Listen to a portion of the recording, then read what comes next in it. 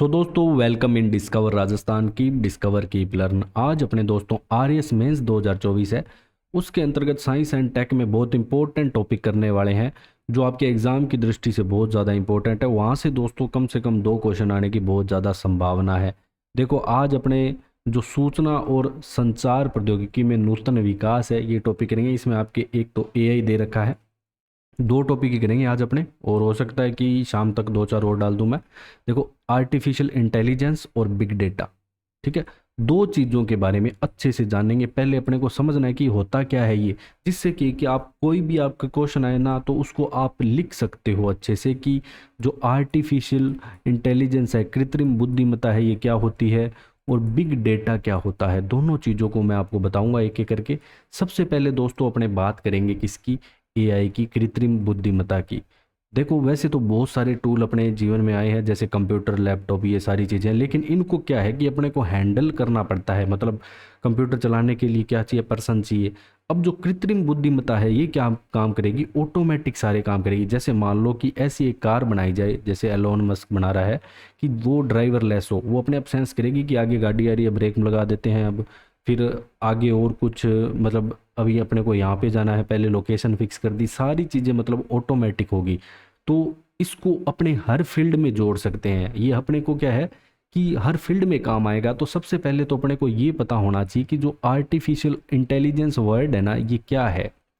देखो, कृत्रिम प्रस्तुति एआई कंप्यूटर सिस्टम का सिद्धांत और विकास है जो ऐसे कार्य करने में सक्षम है जिसके लिए ऐतिहासिक रूप से मानवीय प्रस्तुति की आवश्यकता होती है, जैसे कि भाषण को पहचानना, निर्णय लेना और दुर्भाग्य की पहचान करना। देखो, ये आपको लैंग्वेज थोड़ी सी टिपिकल लग सकती है। अब इसमें आप क्या कर सकते हो, देखो, बिल्कुल एआई क्या है, एआई ऐसा चाहता है कि अपने एक ऐसा रोबोट बना दे कि वो बिल्कुल मानव की तरह व्यवहार करे। जैसे आपको थप्पड़ मार दिया तो वह भी सामने से मारे, उसको गुस्सा आए, सारी चीज़ें उसको लगे कि अपने को भी क्रिकेट मैच देखना है, या और भी जो भी फीलिंग्स है ना पूरी, मतलब ये कृत्रिम बुद्धिमत्ता को है ना पूरा उसमें एंटर करवाना चाहते हैं, एकदम मानव की तरह बनाना चाहते हैं उसको, ताकि वो अपने आप खुद से डिसीजन ले सके। अभी तो क्या है कि बहुत सारी चीज़ें हैं, जैसे गूगल वगैरह है, वहाँ पे अपने सर्च करते हैं तो बहुत सारे ऑप्शन आते हैं।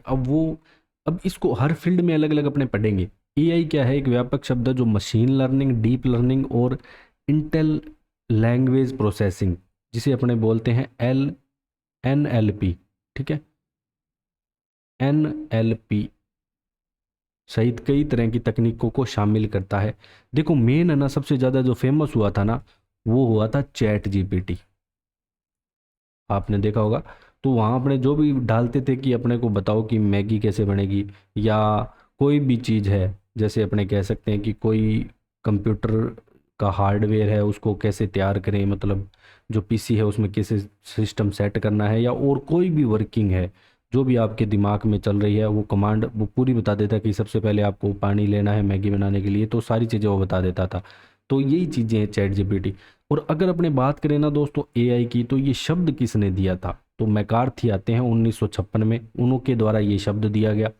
उसके बारे में भी आगे पढ़ेंगे। देखो, चैट जीपीटी में पूछे गए प्रश्नों और टिप्पणियों के जवाब में, अब मेन इसमें आपकी देखो बात क्या है, क्वेश्चन कैसे आएंगे, क्वेश्चन आएंगे कि एक तो आपके लाभ या हानि पूछ सकता है, और या इसके क्या पूछेगा आपसे, एडवांटेज डिसएडवांटेज हो गया, जिसको अपने लाभ हानि बोलेंगे। इसके अलावा इसके अनुप्रयोग आपसे पूछ सकता है, ये ज़्यादा इंपॉर्टेंट है, ठीक है। ये तो क्या है कि इसके अलावा गूगल ने भी अपना लॉन्च किया था टूल, और नेटफ्लिक्स हो गया उपयोग ओटीटी के आधार पर, जैसे ये इनमें सब में चीज़ें, टेस्ला जैसे अपने कार को स्वचालित करने के लिए एआई का यूज कर रहा है। तो ये सारी चीज़ें हैं। अब दोस्तों कैसे ना कैसे ना एआई बिग डेटा से संबंधित है। अब एआई क्या कि अगले की फीलिंग समझेगा। जैसे अपने आपने देखा होगा कई बार अपने कुछ चीज़ें सोचते हैं ऐसी कि अपने को ये खरीदना है, या एक आधी बार अपने सर्च कर लेते हैं, देख लेते हैं, तो अपने आप सजेशन में आने लग जाता है, ऐड आने लग जाती है कि आपको लोअर चाहिए, टी शर्ट चाहिए, जीन्स चाहिए, तो वो सारी चीज़ें आने लग जाती है।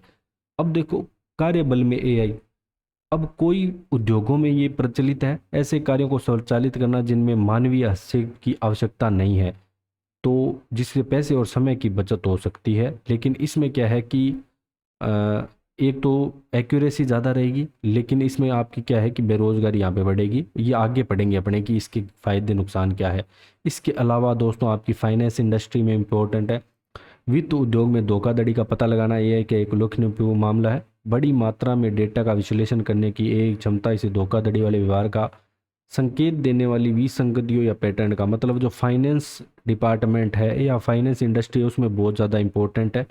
स्वास्थ्य देखभाल, जहाँ भी आपने रोबोटिक्स अत्यधिक नाजुक अंगों या उत्तकों को निकट सर्जरी का समर्थन कर सकता है, जिससे रक्त की हानि संक्रमण के जोखिम को कम किया जा सकता है। मतलब जो रोबोट है ना वो किसी का ऑपरेशन करेगा, ये कहना चाहता है। मतलब चिकित्सा में उपयोग हो गया, फाइनेंस डिपार्टमेंट में हो गया, और भी बहुत सारी चीज़ों में दोस्तों जो एआई है, आर्टिफिशियल इंटेलिजेंस का उपयोग आपको देखने को मिलेगा। अब दोस्तों एक 2017 की बात है। अब 2017 में दोस्तों फेसबुक है ना एक चैटबॉट लाता है दो। अब ये क्या करता है कि दोनों को आमने सामने बिठा देता है और कहता है कि बातें करो। अब ये क्या है कि एक दूसरे से बतलाते हैं, लेकिन 1 घंटे में ही ये क्या है अपनी लैंग्वेज नई जनरेट कर लेते हैं। ये खतरनाक भी है। अब ये इन्होंने ऐसी लैंग्वेज जनरेट की कि वो अभी तक वैज्ञानिक पता लगा रहे हैं कि इन्होंने क्या बोला था यहाँ पे। अब गूगल ने भी अपना एक जैसे जेमिनी चैटबॉट जारी किया था। अब यहाँ पे क्या है कि इनको डिकोड करना मुश्किल हो गया। फिर इन्होंने फेसबुक ने क्या किया, इन दोनों को यहाँ पे निष्क्रिय कर दिया पूरा अच्छी तरह से। ठीक है, क्योंकि देखो अपने एआई जनरेट कर रहे हैं, आर्टिफिशियल इंटेलिजेंस, मतलब उसको मानव की तरह पूरा बना रहे हैं ताकि वो अपने आप सारी चीज़ें सेंस कर सके। उसकी मतलब बौद्धिक क्षमता मानव से भी ज़्यादा फास्टली, उससे ज़्यादा विकसित कर रहे हैं अपने। ठीक है, ये बेसिक चीज़ें हैं। अब एक टर्म आती है दोस्तों कृत्रिम सामान्य बुद्धिमत्ता, जिसे बोलते हैं एजीआई। अब ये क्या है, ये एक सैद्धांतिक स्थिति को संदर्भित करता है जिसमें कंप्यूटर सिस्टम मानव बुद्धिमत्ता को प्राप्त करने या उससे आगे निकलने में सक्षम होंगे। जो भी कंप्यूटर सिस्टम है, यही तो मैंने आपको बात बताई कि मानव की जो इंटेलिजेंस है उससे भी आगे जाएंगे। ठीक है, अनगिनत विज्ञान उपासना, टेलीविजन शो, फिल्म, कॉमिक्स, इन सब में दर्शाया भी गया है कि आपने देखा होगा कि आने वाले मतलब फ्यूचर में क्या हो सकता है। शोधकर्ता इस बात पर सहमत नहीं है कि जब सच्ची कृत्रिम बुद्धिमत्ता सामने आती है तो उसे कैसे पहचानेंगे। हालांकि यह पहचानने का सबसे प्रसिद्ध तरीके का कोई मशीन बुद्धिमान है या नहीं है, ट्यूरिंग टेस्ट कहलाता है। ठीक है, जिसे किसने विकसित किया था, 1950 में। ठीक है, एक प्रयोग जिसमें पहली बार प्रभावशाली गणितज्ञ, कंप्यूटर वैज्ञानिक और क्रिप्टो एनालिस्ट एलन ट्यूरिंग ने कंप्यूटर इंटेलिजेंस पर 1950 में एक पेपर लिखा था। तो इसने एक टूल बनाया था ट्यूरिंग टेस्ट। इससे अपने एक 3 खिलाड़ी गेम का वर्णन किया जिसमें एक मानव पूछताछ करता जो किसी अन्य मानव मशीन के साथ पाठ के माध्यम से संवाद करता है और तय करता है कि प्रत्येक प्रतिक्रिया किसने लिखी है। तो ये क्या कि टेस्ट करने के लिए, ये आपको याद नहीं रखना। ठीक है, ये तो फिर एग्जाम्पल दे रखा है कि एक ट्यूरिंग टेस्ट है कि कैसा पता चले कि किसे बुद्धिमान कहा जा सकता है या नहीं कहा जा सकता। अब इसमें आगे ये बताया गया कि इसने क्या, शोधकर्ता दार्शनिक इस बात पर सहमत नहीं हो पा रहे हैं कि हम एजीआई को प्राप्त करना शुरू कर रहे हैं। अगर अभी भी बहुत दूर हैं तो यह पूरी तरह से असंभव है। अब जैसे जो सो माइक्रोसॉफ्ट रिसर्च, ओपन एआई की ChatGPT 4 एजीआई का प्रारंभिक रूप है, और आई शोधकर्ता इन दावों पर संदेह करते हैं कि तर्क देते हैं कि ये केवल प्रचार के लिए बनाए गए हैं। तो मतलब अभी देखो अपने को 100% है ना, इसमें कोई एक्यूरेसी भी नहीं मिली है। जो एक्यूरेसी है ना वो नहीं मिली है कि ये बिल्कुल सब चीज़ें आपको सही बताएगा ही बताएगा, ऐसा कुछ नहीं है अभी। लेकिन इस पे शोध जारी है। जैसे ChatGPT 4 आ रहा है, 5 आ रहा है, पहले 1 आया था। अब आपके एग्ज़ाम में क्या याद रखना है, आपको ध्यान रखना, तो एआई के कितने चार चार प्रकार हैं ये याद रखना है, 4 टाइप। देखो सबसे पहले आता है प्रतिक्रियाशील मशीनें। प्रतिक्रियाशील मशीनें कृत्रिम बुद्धिमत्ता का सबसे बुनियादी प्रकार है। इस तरह से बनाई गई मशीनों को पिछली घटनाओं का कोई ज्ञान नहीं होता, बल्कि वे किसी दिए गए क्षण में उसके सामने जो कुछ भी होता है उस पर प्रतिक्रिया करती है। मतलब फ्यूचर का याद नहीं रखती। जैसे अपने मनुष्य हैं, अपने को पता है कि कल क्या हुआ था, परसों क्या हुआ था, तो ये वो नहीं, ये सिर्फ इंस्टेंट चीज़ें बताती है। ठीक है, और इसका जो सारी चीज़ें हैं वो फिक्स है। जैसे शतरंज खेलना इसके एग्जाम्पल हो गया। तो प्रतिक्रियाशील मशीनें नाम से स्पष्ट है, हैंड टू हैंड ये प्रतिक्रिया देगी। दूसरी सीमित मेमोरी वाली मशीनें, सीमित मतलब जैसे अपने 2 दिन का डाटा स्टोर कर सकते हैं इसमें, 3 दिन का, 4 दिन का, ऐसे हो जाएगा, जैसे आपके कैमरे हो गए वो स्टोर करते हैं। ठीक है। जैसे स्वचालित कारें, तो इनको थोड़ा बहुत रास्ता याद रह सकता है। निकट आने वाले वाहनों का निरीक्षण करने, उनकी गति को समायोजित करने के लिए ये सारी चीज़ें बनी हैं। और केवल सीमित मेमोरी वाली मशीनें हैं, पूरी समझ नहीं बना सकती, और अतीत की घटनाओं के बारे में उन्हें याददाश्त सीमित होती है ज़्यादा समय तक। तो सीमित मेमोरी, प्रतिक्रियाशील। तीसरा आ जाएगा मन मशीनों का सिद्धांत, मतलब दिमाग का सिद्धांत। सामान्य बुद्धिमत्ता की शुरुआती रूप का प्रतिनिधित्व करती है, और दुनिया की प्रतिनिधित्व बनाने में सक्षम होने के अलावा इस प्रकार की मशीनें दुनिया के भीतर मौजूद अन्य संस्थाओं में भी समझ भी होगी। और मतलब अभी ये रियलिटी में नहीं आई है, जो आपके मन को जान सके पूरा अच्छे से, और खुद के मन की फीलिंग, मतलब जो ऐसा रोबोट बनाया जाए बिल्कुल इंसानों की तरह व्यवहार करे या इंसानों से भी आगे। स्व जागरूक मशीनें, आत्म जागरूकता वाली मशीनें सबसे उन्नत प्रकार है दुनिया की।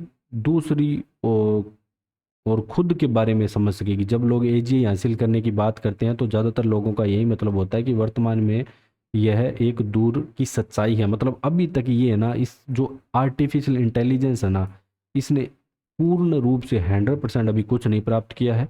हाँ, कह सकते हैं कि आने वाले सालों में यहाँ पे क्या है, अब आ जाती है इसकी लाभ और हानि। ठीक है, ये लाभ है और ये क्या है, हानि है इसकी। देखो लाभ क्या है, कुछ दोहराए जाने वाले कार्यों के लिए अधिक सटीकता, जैसे वाहन या कंप्यूटर को जोड़ना।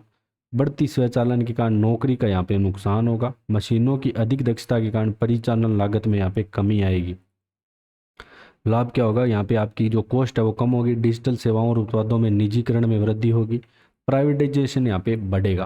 प्राइवेटाइजेशन जब से जैसे बढ़ता है, जैसे अपने इकोनॉमी पढ़ते हैं तो वहाँ भी ये पढ़ते हैं कि जहाँ आपको प्राइवेटाइजेशन ज़्यादा से ज़्यादा करोगे तो वहाँ आपका जो देश है वो तरक्की की ओर बढ़ेगा।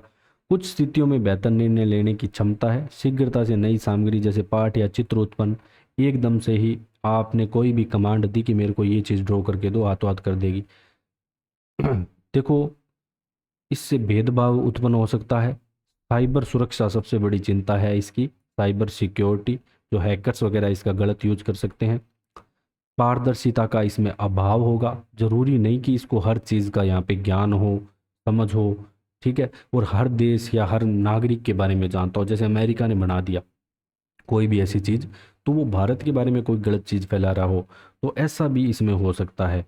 तो कोई अपने इस पे पूर्ण रूप से विश्वास नहीं कर सकते, गलत सूचना फैलाने की संभावना इसमें ज़्यादा है। ठीक है, तो यही बात है। तो ये इसके लाभ और हानि हो गए।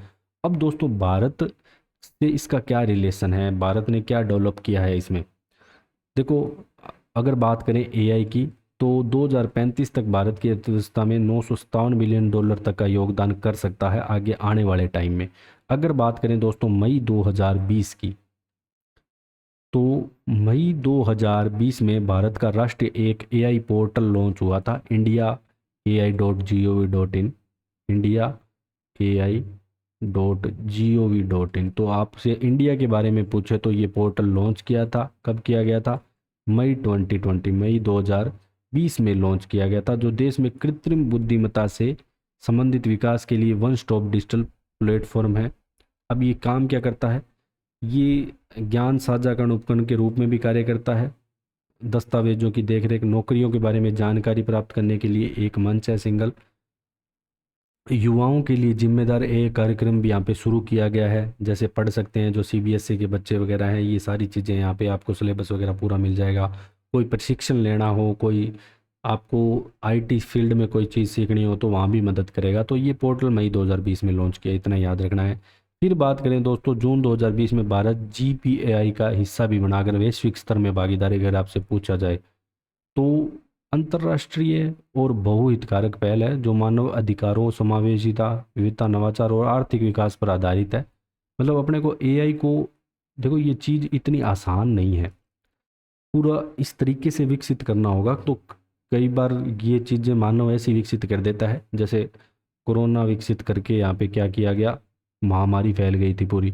तो एआई क्या है कि ये भी कहीं ना कहीं मानव को आगे नुकसान पहुंचा सकता है, तो इसको कंट्रोल में रखना जरूरी है कहीं ना कहीं। अगर ये कंट्रोल से बाहर गया तो बहुत नुकसान पहुंचाएगा। इस समूह का उद्देश्य एआई के सिद्धांत और व्यवहार के बीच की खाई को पाटना है। भारत की एआई रणनीति को एआई फॉर ऑल के रूप में जाना जाता है।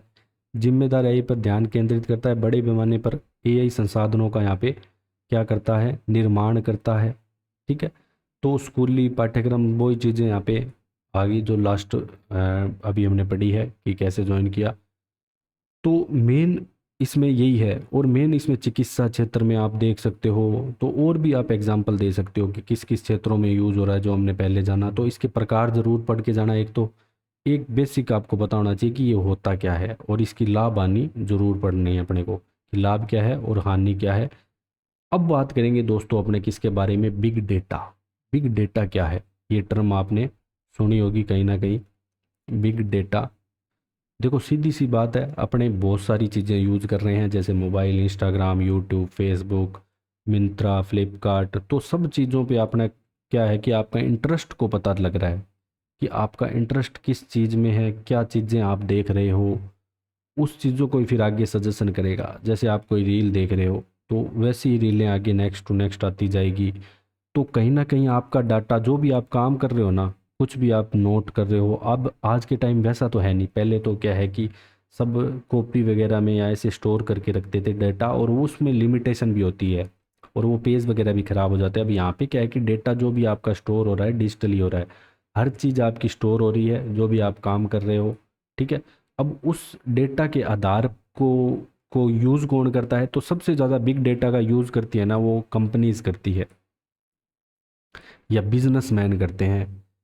ठीक है, अब देखो जैसे फ्लिपकार्ट है, अब इसको पता लग जाए कि कहीं ना कहीं आप कोई जीन्स वगैरह सर्च कर रहे हो, इस ब्रांड की सर्च कर रहे हो, तो वो आपको सजेस्ट करेगा बार बार में। जहाँ भी आप खोलोगे, इंस्टा खोलोगे, तो वहाँ भी आपके क्या है कि सजेशन करेगा, फ्लिपकार्ट पे आप ये देख लो, इतने ऑफर भी देगा आपको। तो ऐसे कोई भी चीज़ हो सकती है, जैसे कोई पढ़ाई है। ठीक है, मान लो आप आरएएस की तैयारी कर रहे हो, मेंस, तो आपके बार बार आगे सजेशन में आएगा कि आरएएस मेंस की टेस्ट सीरीज चल रही है, ये सारी चीज़ें हैं। तो सबसे पहले ये बिग डेटा दो शब्दों से मिलके बना है, बिग और डेटा। सिंपल सी बात है, बिग का अर्थ है बड़ा, डेटा का अर्थ है जो सूचनाएं या इंफॉर्मेशन होती है, आंकड़े अथवा जानकारी। अब ये जानकारी क्या है, कहीं ना कहीं स्टोर होती रहती है। तो ये किसकी मदद से होती है, बहुत सारे सॉफ्टवेयर होते हैं, जैसे मैंगो डीबी। ठीक है, और भी बहुत सारे सॉफ्टवेयर होते हैं उनसे। अब इसको क्या है कि तीन भागों में बांटा गया है, इसको मैं आगे समझाऊंगा। सबसे मोन इम्पोर्टेंट यही है, स्ट्रक्चर, सेमी स्ट्रक्चर और अनस्ट्रक्चर्ड डेटा। तीन प्रकार के डेटा हैं। ठीक है, अब तीन भागों में इन्हें बांट दिया। अब इनके आगे इनके बारे में पढ़ेंगे, पहले ये देखेंगे कि ये क्या है। बिग डेटा तो सीधी सी बात है, सूचना या जानकारियों का विशाल संग्रह या इंफॉर्मेशन का बहुत बड़ा भंडार है, और कुछ नहीं है। मेन इसको क्या बोलते हैं, बिग डेटा। तो अपने आसपास, अब जैसे आप सिंगल है ना, जो सिंगल पर्सन मोबाइल यूज़ कर रहा है, तो अब कितने भारत भारत में देखो कितने मिलियन यूजर होंगे, तो कितना बड़ा डेटा होगा। तो बहुत, इसकी कोई वैल्यू नहीं है आंकी जा सकी। असल में जो भी दोस्तों यहाँ पे सूचना डिजिटली बन रही है या लिखी जा रही है, वो सब क्या है, डेटा है। आप कुछ भी लिख रहे हो, जैसे अभी मैं करवा रहा हूँ आपको जो भी पीपीटी पे, ये सारा डेटा बन जाएगा। आप मोबाइल में किसी को मैसेज कर रहे हो, व्हाट्सएप पे किसी को वीडियो भेज रहे हो, वो सब डेटा बन जाएगा। आप वीडियो बना रहे हो, वो डेटा बन जाएगा। किसी भी फ़ोन पे बात कर रहे हो, वो सब डेटा। तो ये क्या है कि कंपनियां बहुत ज़्यादा इस्तेमाल करती है इसको। ठीक है, और बिग डेटा इंफॉर्मेशन डेटा का प्रतिनिधित्व करता है। अब देखो किसी को पता चला है, जैसे अपनी 12th होती है ना, तो इसको पता चला कि इसने 12th की है किसमें, पीसीएम में की है, तो इसको ये आईआईटी या नीट की तैयारी करने के लिए जाएगा। अगर इसने पीसीबी में की है, तो अपने को मैसेज वगैरह आने स्टार्ट हो जाते हैं। तो बिग डेटा इतना विशाल है कि कोई भी डेटा मैनेजमेंट टूल इसे कलेक्ट या कुशलतापूर्वक स्टोर नहीं कर सकता, पूरी बहुत ज़्यादा बड़ा है।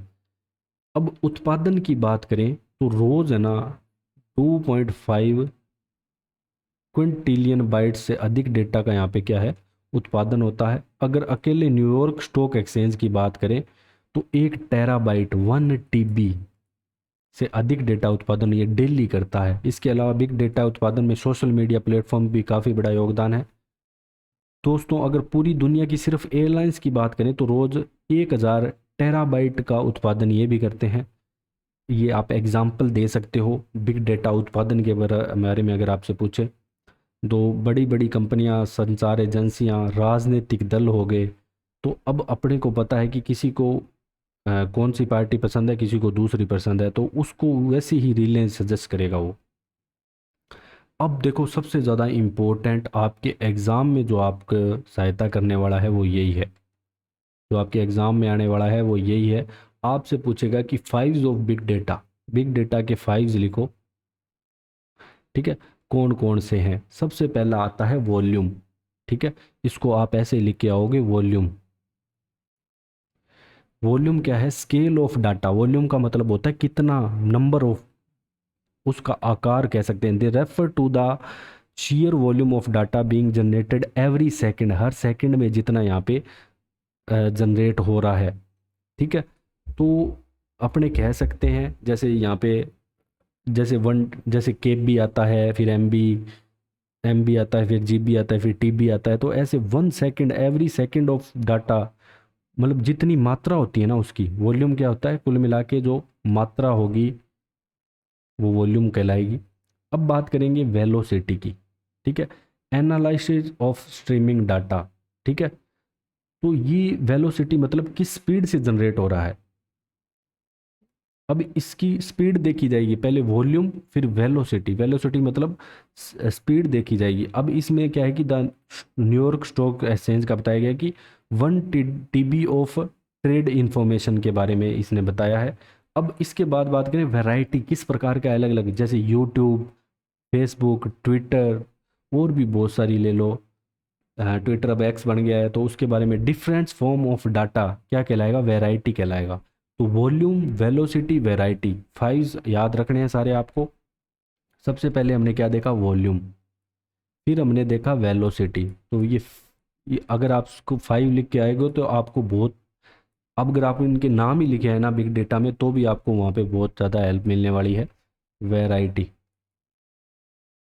ठीक है। इसके बाद आता है वैल्यू, ठीक है, VALUE, value, value of data, having access the big data, all well and good but that's only useful, it can be turn into a value, कि मतलब कितना यूजफुल है वो, इसलिए इसकी वहाँ पे वैल्यू।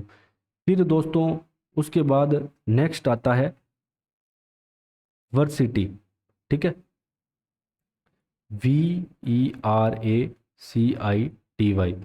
तो इसका मतलब क्या है, अनसर्टेनिटी ऑफ डाटा। अब इसका मतलब दोस्तों यहाँ पे ट्रूथ से है, कि जो भी अपने को डाटा मिल रहा है ज़रूरी नहीं है कि वो कितना सही है या गलत है, मतलब उसकी एक्यूरेसी भी कह सकते हैं, वो गलत भी हो सकता है, सही भी हो सकता है। तो ये सारी चीज़ें आपको याद रखनी है, पाँचों के पाँचों फाइव्स। तो वॉल्यूम, वेलोसिटी, वैरायटी, वैल्यू और वर्सिटी, तो सारी चीज़ें मैंने आपको बता दी, इनके मतलब भी बता दिए, ठीक है। याद रखना, जैसे 6 बिलियन पीपल या 7 बिलियन, 10 मिलियन यूज़ कर रहे हैं तो वो वॉल्यूम हो जाएगा, पूरा डिटेल में लिखना हो तो। फिर बात करें दोस्तों इसकी हिस्ट्री क्या है, बिग डेटा का इतिहास बहुत पुराना है। तो 1663 में बिग डेटा का उपयोग किया गया था, तो ये बहुत पुराना है। वह दौर जब यूरोप में बबोनिक प्लेग फैला हुआ था। जॉन ग्रोंट इस पर रिसर्च कर रहे थे, और जॉन ग्रोंट ने भारी मात्रा में डाटा का सामना किया था यहाँ पे। और स्टैटिकल डाटा विश्लेषण का उपयोग करने वाले ये पहले व्यक्ति थे, अगर इतिहास पे पूछे। 1800 दशक की शुरुआत में डाटा का संग्रह और विश्लेषण के लिए स्टैटिक डाटा क्षेत्र में आगे जैसे विकास होता गया, ठीक है। अमेरिकी जनगणना ब्यूरो की घोषणा की थी कि उस वर्ष जनगणना के कार्यक्रम के दौरान एकत्र किए गए डाटा को संभालने और संधारित करने में 8 साल लगेंगे। तो मतलब देखो, जो डाटा को स्टोर करना है ये तो पहले से ही चलता आ रहा है, अलग अलग तकनीक है सभी की। अब 1881 में हरमन हेलोरिथ ब्यूरो ने, एक व्यक्ति ने हेलोरिथ टेबुलेटिंग मशीन का आविष्कार किया। इस मशीन की गणना के कार्य को बहुत आसान कर दिया, हरमन हेलोरिथ की बात करें। फिर 20वीं सदी में उत्पादन और तेज़ी से बढ़ा, ठीक है। तो बहुत सारी जैसे मशीनें लाई गई, कंप्यूटर्स लाए गए। अब दोस्तों 1970 की बात करें तो एज-एफ कोड आते हैं, एक रिलेशन मॉडल का आविष्कार करते हैं, जो कि बड़े डेटाबेस में डाटा की संरचना व स्थानों को जाने बिना जानकारी तक पहुंच प्रदान करता था, और डाटा मैनेजमेंट के लिए काफ़ी उपयोगी यहाँ पे टूल था। अब दोस्तों जो 1976 है, अब ये टूल बताए गए हैं और इसमें कुछ नहीं है कि रिलेशन मॉडल का आविष्कार किया किसने, एफ कोड ने, ये आपके एग्जाम के लिए ज़्यादा इंपॉर्टेंट नहीं है। फिर 1976 में दोस्तों जो material requirement planning MRP system का यहाँ पे आविष्कार होता है, जो बिजनेस और सूचनाओं को व्यवस्थित शेड्यूल करने के लिए डिज़ाइन किया गया था। किसका? Material requirement planning. एमआरपी ये मिनिमम रिटेल प्राइस नहीं है, ठीक है, मटेरियल रिक्वायरमेंट प्लानिंग है। फिर 1989 की बात करें तो ये बिजनेस मैनेजमेंट को आसान बना देता है। फिर टिम बर्नर्स ली यहाँ पे WWW का आविष्कार कर देते हैं। इसके बाद दोस्तों इंटरनेट के जरिए भारी मात्रा में यहाँ पे क्या हुआ, डेटा उत्पन्न होने लगा। अब इंटरनेट के जरिए डाटा उत्पन्न मेन अपने इसकी बात। अब 2001 में है ना, डॉग लेने ने 3 V's ऑफ बिग डाटा का वर्णन करते हुए एक पेपर प्रस्तुत किया और मूलभूत विशेषताओं का वर्णन किया। सॉफ्टवेयर एज ए सर्विस शब्द पहली बार लोगों के साथ साझा किया कि सॉफ्टवेयर एज ए सर्विस। फिर 5 में दोस्तों वर्ल्ड वाइड वेब और इंटरनेट खोज के बाद डाटा इतनी बहुत ज़्यादा स्पीड बढ़ गई, ठीक है। परिणामस्वरूप यहाँ पे हैडूप और ओपन सोर्स सॉफ्टवेयर फ्रेमवर्क का निर्माण हुआ, जो बिग डाटा को स्टोर करने के लिए डिज़ाइन किया गया। तो असली जो बिग डाटा है वो यहाँ से स्टोर होना स्टार्ट हुआ था 2005 से। फिर 7 में बिग डाटा को Wired article the end of theory में जनता के लिए। फिर 2008 में big data computing creating revolution break in commerce science and society एक पेपर प्रकाशित किया, जिसमें बिग डेटा कंपनी और बिजनेस के तरीके यहाँ पे चेंज हो गए। ये नहीं याद रखना आपको एग्जाम के दिन। फिर 14 में दोस्तों बात करें तो अधिक से अधिक कंपनियों को यहाँ पे एंटरप्राइज रिसोर्स प्लानिंग सिस्टम, इसके लिए अब इंटरनेट ऑफ थिंग्स को है ना अपने अलग से पढ़ेंगे, इस ये भी आपके सिलेबस में है IoT, ठीक है। अब 16 में दोस्तों यहाँ पे क्या हुआ कि federal big data research and study development plan जारी किया गया, जिसमें और दोस्तों यहाँ पे डेटा को कलेक्ट करने के लिए कैसे जानकारी इकट्ठी की जाए, स्टोर किया जाए, उस पर रिसर्च की गई। 17 में फिर IBM अध्ययन कहा गया कि प्रति व्यक्ति 2.5 क्विंटल बाइट डेटा उत्पन्न हो रहा है और दुनिया का 90% डेटा पिछले 2 वर्षों में पैदा हुआ है। तो ये IBM की स्टडी है। तो जो मोस्ट इम्पोर्टेंट है ना वो ये है आपके एग्ज़ाम की दृष्टि से मोस्ट इम्पोर्टेंट क्या है दोस्तों। देखो आपको बिग डेटा की फॉर्मेट्स पूछे तो 3 होते हैं, स्ट्रक्चर, अनस्ट्रक्चर और सेमी स्ट्रक्चर। इनको आप ऐसे लिख के आओगे, ठीक है, स्ट्रक्चर, अनस्ट्रक्चर और सेमी स्ट्रक्चर, या अपने इसको बोल सकते हैं श्रृंखला में और अश्रृंखलित और अर्ध श्रृंखलित, ऐसे बोल सकते हैं। तो अब इसमें ना आप एक एक दो दो एग्जाम्पल लिखे हैं ना, तो स्ट्रक्चर मतलब प्रॉपर तरीके से उसका पूरा सेट है, पूरा पता है कि जैसे आपका जो भी नाम है उसकी पूरी डिटेल पता है कि इसने ये कर रखा है, बीटेक कर रखी है और इसके अलावा अभी यहाँ पे काम कर रहा है, तो पूरी स्ट्रक्चर वाइज उसका डाटा फिक्स है। तो database, enterprise resources, database, customer relationship management, तो ये सारा किस में आ जाए, स्ट्रक्चर में। अनस्ट्रक्चर डाटा दोस्तों जो भी आपकी ऑडियो वीडियो फाइल, फोटो हो गई, ईमेल्स हो गया, ये सारे किस में आ जाएंगे, अनस्ट्रक्चर में। सेमी स्ट्रक्चर में कौन सी आ जाएगी दोस्तों, जो आपकी जेसन फाइल होती हैं, CSV फाइल होती हैं, जो अपने प्रोग्रामिंग करते हैं ना, तो वहाँ अपने ये जेसन, CSV, XML ये फाइलें यूज करते हैं। इसके अलावा HTML डाटा, ये सारा। अब इनके 1-2 एग्जाम्पल याद रख लेना और ये याद रख लेना कि जो इनका फॉर्मेट होता है 3 होता है, स्ट्रक्चर, अनस्ट्रक्चर और सेमी स्ट्रक्चर, बस ये 3, ये ज़्यादा इंपॉर्टेंट है। अब इसका उपयोग कैसे करते हैं बिग डेटा का, how is big data use. तो एडवांस टूल और मशीनों का इसके लिए उपयोग किया जाता है, जैसे कि NoSQL, तो SQL यूज़ करते हैं जो बिग डेटा को स्टोर करने के लिए इस्तेमाल होता है, और रूल्स फॉलो करने की ज़रूरत नहीं होती इसको कोई विशेष। फ्लेक्सिबल इंटरफेस एक मुहैया करवाता है NoSQL, ठीक है।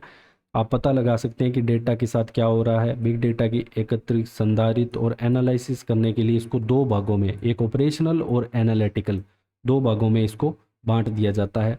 अब उपयोग की बात करते हैं। सबसे मोस्ट इम्पोर्टेंट ये भी है कि फाइनेंस में उपयोग किया जाता है बिग डेटा, जैसे बैंकों के साथ कोई धोखाधड़ी का पता लगाने, जोखिम का आकलन, loan, insurance, credit score, brokerage service, blockchain technology, भविष्य में होने वाले फायदों, जोखिमों का पता लगाने के लिए अपने फाइनेंस में बिग डेटा का उपयोग कर सकते हैं, ठीक है। जैसे आप लोन लेने जाओगे तो आपका क्रेडिट स्कोर दोस्तों चेक किया जाता है, क्रेडिट स्कोर चेक किया जाता है कि आपने ऑनलाइन कहीं से लोन ले रखा हो, आपने नहीं भरा हो, तो उसको पता लग जाता है, ठीक है। साथ ही फाइनेंस संस्थान अपने साइबर सुरक्षा प्रयासों को बढ़ाने और ग्राहकों के लिए वित्तीय निर्णयों को पर्सनलाइज करने के लिए भी बिग डेटा का उपयोग करते हैं। हेल्थ केयर में दोस्तों बहुत ज़्यादा इसका उपयोग है।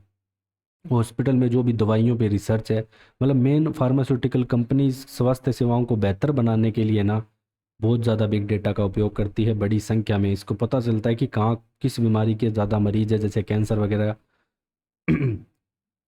असल में मेडिकल रिसर्च के लिए मरीजों का डाटा बहुत महत्वपूर्ण है। इससे रोगों का प्रभाव जानने में भी पता लगता है।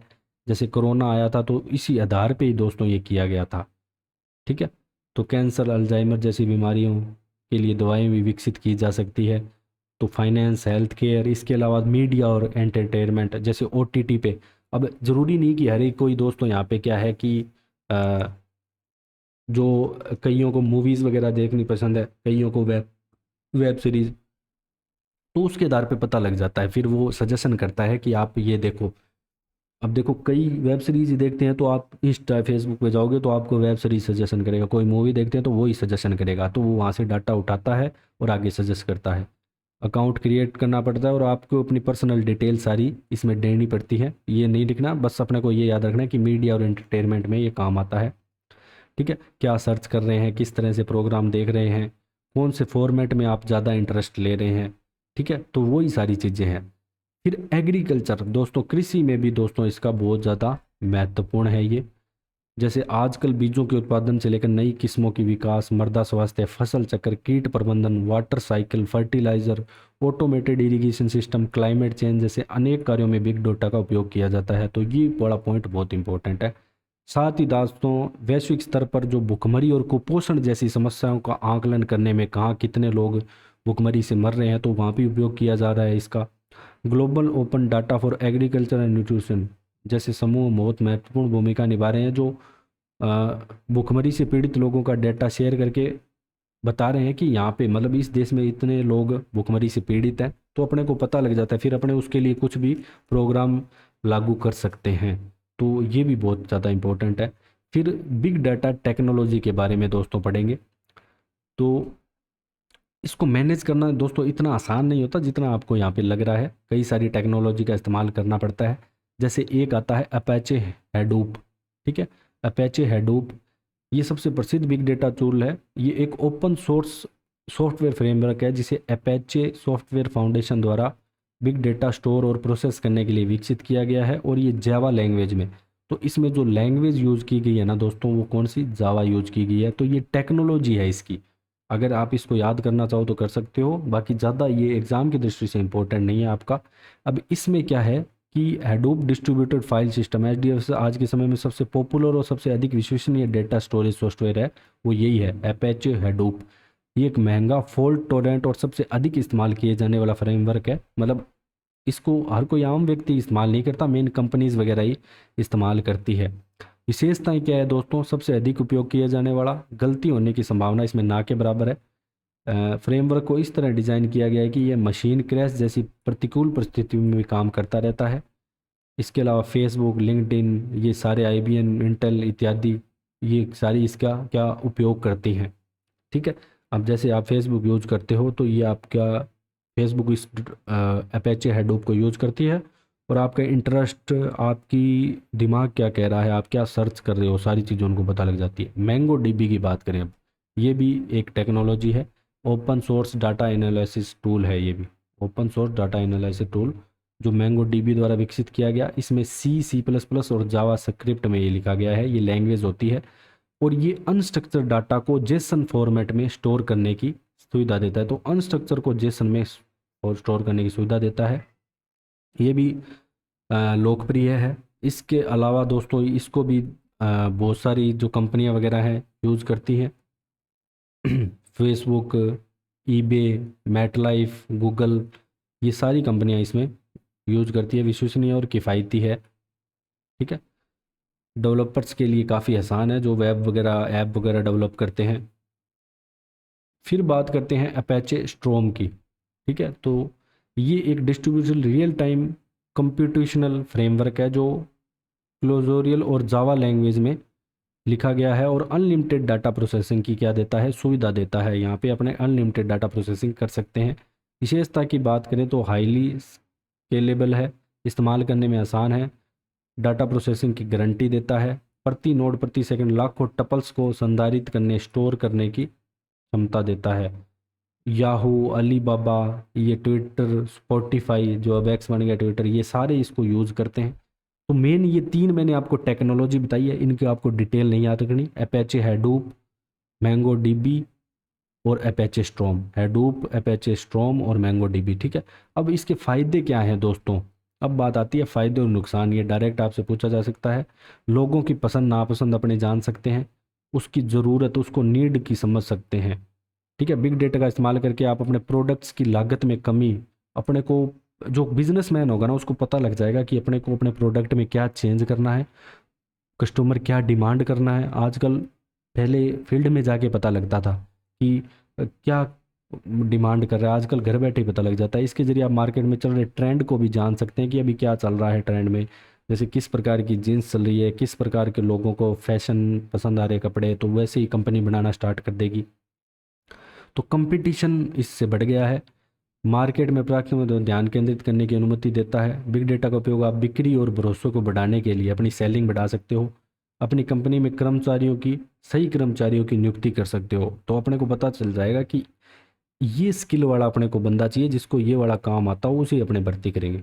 फिर नुकसान क्या है, डिसएडवांटेज क्या है, उसकी यूज़र की जो प्राइवेसी है, जो आपकी प्राइवेसी है, उसका उल्लंघन होता है। गलत कार्यों में भी इसका उपयोग किया जा सकता है। देखो, इसमें तो कोई दिक्कत नहीं है कि फेसबुक पे आपको सजेशन करके दे रहा है, लेकिन हैकर्स वगैरह इसका गलत भी यूज कर सकते हैं। ट्रेडिशनल स्टोरेज में बिग डेटा का स्टोर करना काफ़ी खर्चीला भी होता है। बिग डेटा का उपयोग ग्राहकों के रिकॉर्ड के हेरफेर करने के लिए भी किया जा सकता है, जिससे चेंज भी किया जा सके डाटा में, ठीक है। ये सोशल सेटिस्फिकेशन को बढ़ा सकता है। बिग डेटा का फ़ायदा उठाने के लिए इसका बार बार लगातार विश्लेषण करना पड़ता है। बिग डेटा का ज़्यादातर हिस्सा अनस्ट्रक्चर होता है, ठीक है। तो जो ज़्यादातर इसका जो हिस्सा होता है वो अनस्ट्रक्चर ही मिलेगा, जिसमें आपको इमेज, फोटो, ये मैंने आपको बताई, तो ये सारी चीज़ें मिलेगी, ठीक है। कभी कभी यहाँ पे संदेहजनक हो सकते हैं, आप उस पर पूर्णतः विश्वास नहीं कर सकते। तेज़ी से अपडेट होने के कारण वास्तविक डाटा के आंकड़ों में मेल नहीं खाते, ये बहुत ज़्यादा अपडेट होते हैं तेज़ी से। तो दोस्तों, अब आपका जो ये बिग डेटा और ये दोनों चीज़ें, एआई और बिग डेटा, दोनों कंप्लीट हो चुके हैं।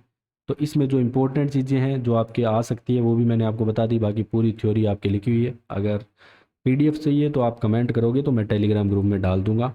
और अगर आपको हमारे द्वारा पढ़ाया गया कंटेंट थोड़ा बहुत भी हेल्पफुल लग रहा है तो ज़्यादा से ज़्यादा शेयर सब्सक्राइब जरूर करें। नेक्स्ट दोस्तों टॉपिक और अच्छे से बढ़िया तरीके से प्रेजेंट किए जाएंगे आपके सामने। So thanks for joining discover Rajasthan.